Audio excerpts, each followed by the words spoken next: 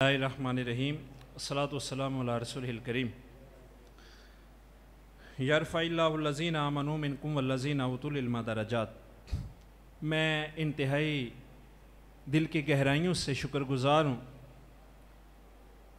القاسم trust doda شریف کی جملہ انتظامیہ اور بالخصوص چیئرمین القاسم ٹرسٹ چودھری امانت علی قادری قاسمی صاحب، جناب ساجد امین قاسمی صاحب جنرل سیکرٹری القاسم ٹرسٹ، حضرت علامہ مخلص فی اللہ غلام محمد وٹو صاحب پرنسپل جامعہ قادریہ قاسمیہ، محترم المقام واجب الاحترام محمد اعظم عوان صاحب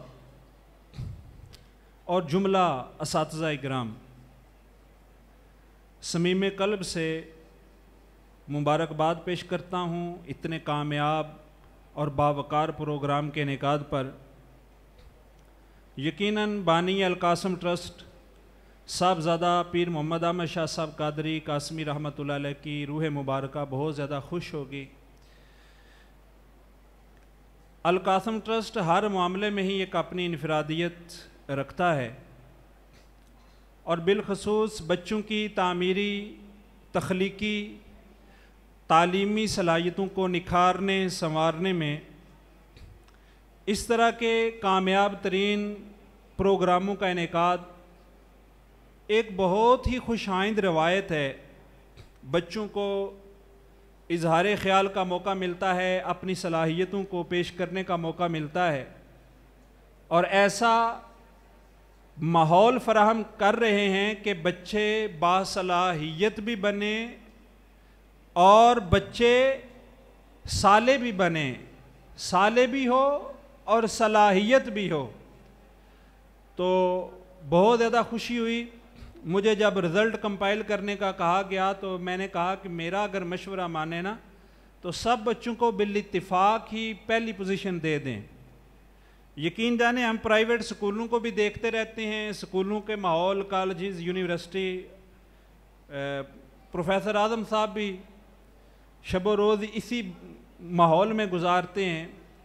پرائیویٹ سکول والے مہنگی فیسیں لے کر اور یہی چاند رٹے رٹائے جملے بچوں کو دکھاتے ہیں، شو بازی ان میں زیادہ ہوتی ہے، لیکن جو حقیقت ہے یہاں پر ایک ایک بچہ جو آ رہا تھا اس کا اتنا مواد اس نے خوبصورتی سے پیش کیا اور اس کی پریزنٹیشن جو تھی، اس کی وضاحت، الفاظ کا اتار چڑھاؤ، شعر و شاعری، پھر اس میں جو گیسچر ہوتے ہیں تقریر کرتے ہوئے جو اشارے کرنے ہوتے ہیں اور موقع محل کی مناسبت سے اپنے اندر ایک خود اعتمادی کا تاثر قائم رکھنا ہوتا ہے، پھر الفاظ کے اندر سلاست ہے، روانی ہے، یہ ساری چیزیں نوٹ کی جاتی ہیں۔ تو ہر بچے نے ہی بہت ہی خوبصورت، عمدہ اور احسن انداز کے ساتھ اپنی پریزنٹیشن پیش کی، اپنی تقریر، اپنی نقابت، اپنی تلاوت، اپنی نعت۔ میں دعا گو ہوں اللہ پاک اب سب بچوں کو کامیاب و کامران فرمائے، اللہ پاک اب سب کے علم و عمل میں مزید برکتیں عطا فرمائے۔ علامہ غلام محمد وٹو صاحب نے بہت محنت کی ہے، یہ مجھے خوشی ہے کہ یہ میرے کلاس فیلو ہیں، ہم اکٹھے پڑھتے رہے ہیں۔